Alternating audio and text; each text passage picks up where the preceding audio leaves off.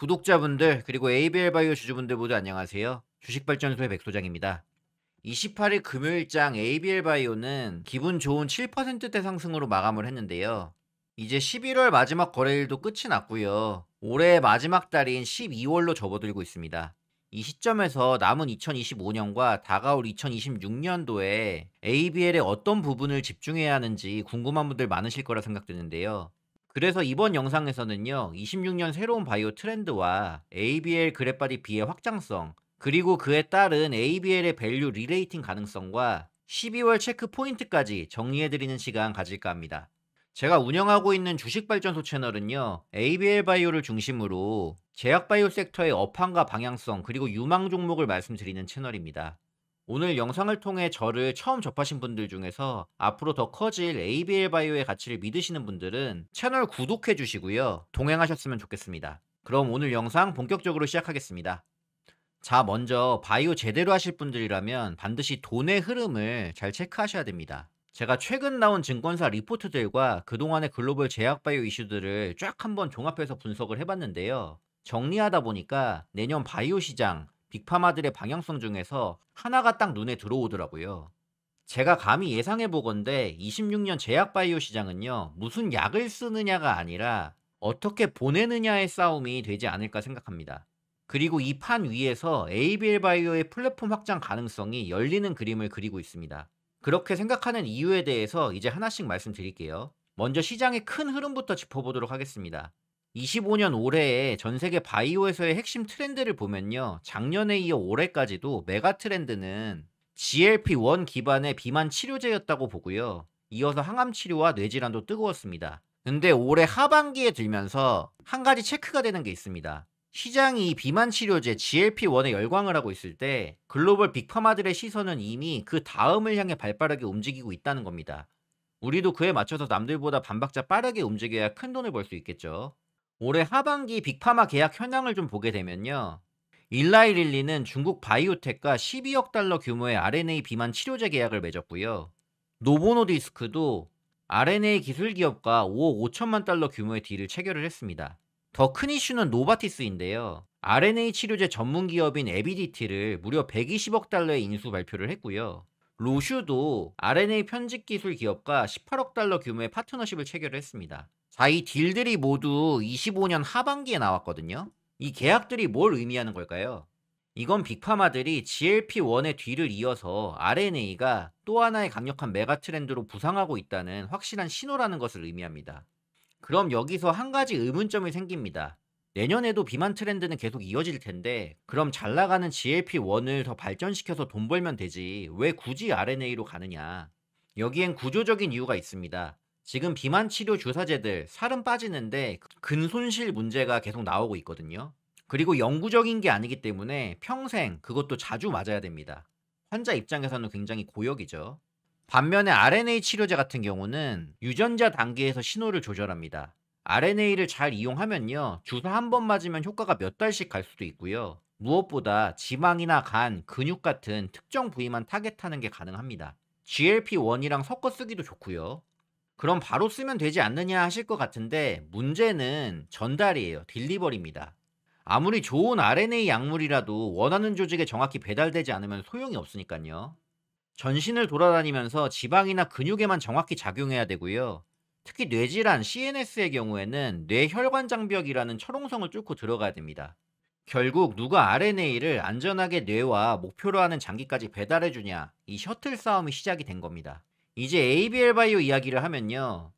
ABL 바이오는 이미 제가 채널에서 다각도로 분석해 드렸듯이 이중항체로 잘 알려져 있고 기술력에 대한 의심은 아마 없으실 거라 생각합니다.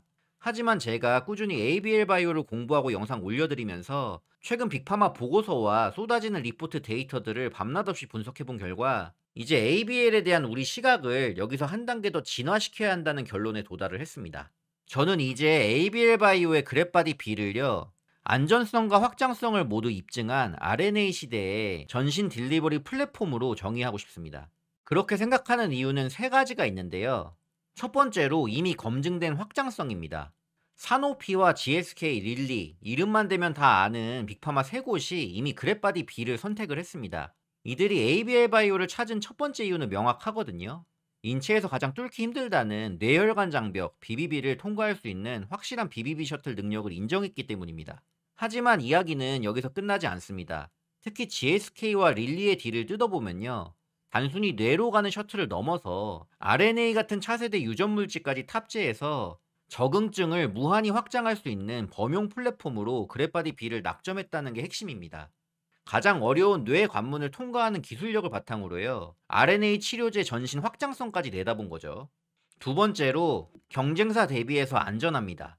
경쟁사들이 쓰는 TFR, 트랜스페린 방식은 빈혈 같은 부작용 이슈가 있어요. 그런데 ABL의 IGF-1R 타겟은요, 상대적으로 안전하고 이미 사노피와 진행 중인 ABL301 파이프라인에서 실제 환자들을 대상으로 한 임상 일상 데이터를 확보를 했습니다. 경쟁사들의 고질적인 문제인 빈혈 부작용 없이 안전하다는 점이 확인되었고요. 이렇게 확보된 안전성 데이터는 향후 이 기술을 뇌뿐만이 아니라 전신으로 확장해 나갈 때 강력한 경쟁력이 됩니다. 뇌로 가는 과정에서도 부작용이 없었기 때문에 근육이나 다른 장기로 보내는 RNA 셔틀로 쓸 때도 안전성 이슈에서 자유로울 수 있다는 뜻입니다. 세 번째로요. 근육까지 확장시킬 수 있는 잠재력입니다. 이게 아주 중요한데요. 제가 최근 비만약 트렌드가 뭐라고 말씀드렸죠? 근육은 지키면서 살만 빼는 겁니다. 그랩바디 B가 타겟하는 IGF-1R 수용체는요, 뇌에만 존재하는 게 아닙니다. 연구 데이터를 보면 IGF-1R은 근육, 심장, 그리고 신장 등 우리 몸속 주요 장기에 광범위하게 분포하고 있습니다. 즉, 이 그랩바디 B 플랫폼이 뇌를 넘어서 근육과 심장으로도 약물을 전달할 수 있는 이론적 근거는 충분하다는 얘기입니다. 현재 ABL 바이오가 글로벌 RNA 개발 간판 기업인 아이오니스와 진행 중인 공동 연구가 바로 이 가능성을 확인하는 과정인데요. 만약 여기서 긍정적인 데이터가 나온다면 근육 보존형 비만 치료제로서의 새로운 가능성이 열리게 되는 것입니다. 자, 말씀드린 시나리오는 완벽해 보이죠? 행복 회로를 돌리는 대로 다 되면 좋겠지만 아시다시피 주식은 상상력만으로는 오르지 않습니다. 스마트한 바이오 투자자라면은 반드시 데이터로 확인하는 과정이 필요합니다. 과연 그랩바디 B가 진짜로 근육까지 약물을 보낼 수 있을까요? 다행히도 그 정답지가 공개되는 날이 얼마 남지 않았습니다. 우리가 12월에 반드시 체크해야 될 이벤트는요, 바로 아이오니스와의 공동연구 결과 발표입니다. 12월 14일부터 17일, 미국 샌디에이고에서 열리는 안티바디 엔지니어링 컨퍼런스에서 발표 예정에 있는데요. 앞서 말씀드린 대로 그랩바디 B가 RNA를 싣고 근육 조직 깊숙이 침투했는지에 대한 데이터가 공개가 됩니다. 만약 이게 증명이 되면요, 지금 비만 치료제 시장의 최대 난제인 근손실 문제를 해결할 열쇠를 ABL 바이오가 쥐게 될 수 있습니다. 만약 그랩바디 B가 이걸 해낸다면은 이건 단순히 호재를 넘어 GLP-1의 한계를 극복할 유일한 열쇠가 되는 것이고요. 이 파급력은 곧바로 빅파마 파트너십의 확장으로 이어질 수밖에 없다고 봅니다. 그리고 그랩바디 B가 뇌에 이어서 근육 내까지 전달이 가능하다는 게 확인된다면 IGF-1R이 발현되는 다른 전신으로의 RNA 전달 가능성까지 확장하게 될 것이고요. 이 확장성에 대한 파급력은 우리가 상상하는 것 이상으로 어마어마해질 수 있습니다. 자연스럽게 ABL의 밸류 또한 어마어마해질 수 있겠죠. 이미 기술 이전을 맺은 빅파마들뿐만 아니라 다른 빅파마들도 경쟁적으로 ABL의 플랫폼을 선점하려고 달려드는 상황이 될 겁니다. 자, 정리하겠습니다. 12월 데이터 발표는 ABL 바이오가 뇌질환 BBB 셔틀 기업에서 근육과 심장을 포함한 전신을 아우르는 글로벌 RNA 전달 플랫폼 기업으로 진화하는 변곡점입니다. 그렇기에 우리는 이번 12월 이벤트를 기점으로 ABL 바이오의 밸류에이션이 한 단계 더 높게 리레이팅 될 가능성에 주목해야겠습니다. 오늘 이야기 듣고 나니까 어떠세요? 가슴이 다시 뛰시나요? 물론 발표 결과가 우리가 생각한 대로 나오지 않을 수도 있어요. 그 가능성도 열어는 두어야 됩니다. 다만 이상훈 대표님이 IR에서 RNA 관련된 내용을 말했을 때 자신감 있는 느낌이 저는 괜찮았기 때문에 조금 더 긍정적인 쪽으로 기대를 하고 있습니다. 자, 여러분 기대감은 계속됩니다. 다시 한번 말씀드리지만 단기적인 주가 등락에 일일비하지 마시고요. 일단 12월 발표 일정과 26년도에 펼쳐질 큰 그림을 머릿속에 그리시면서 차분하게 ABL 바이오의 행보를 지켜보시면 좋지 않을까 생각합니다. 우리 구독자님들 저 열심히 하고 있는 거 아시죠? 요새 진짜 밤낮이 없어요. 영상 좋아해주시는 구독자님들의 성원으로 지금 한 달 만에 560명이 넘어서고 있는데요. 감사드리고요. 제가 감사한 마음을 표할 수 있는 건 영상 정성껏 준비해서 올리는 것 말고는 없기 때문에 최선을 다하고 있습니다. 여러분들 덕분에 이제 제 목표는 좀 더 높게 구독자 1000명이 목표가 됐습니다. 빠르게 1000명 달성하면요, 제가 구독자분들을 위한 무료 이벤트 같은 것도 준비해서 해보도록 하겠습니다. 저는 계속해서 ABL 바이오 관련 소식들 수집하면서 여러분들께 도움되는 인사이트 드릴 수 있도록 노력해 보겠습니다. 오늘 영상 유익하게 보신 분들은 구독과 좋아요 아끼지 말고 눌러주시면 정말 감사드리겠습니다. 그리고 응원의 댓글도 달아주시면 정말 기쁠 것 같습니다. 저는 앞으로도 더 유익하고 돈 되는 영상으로 우리 구독자님들 찾아뵙겠습니다. 끝까지 시청해주신 분들 모두 감사하고요. 듣느라 수고 많으셨습니다.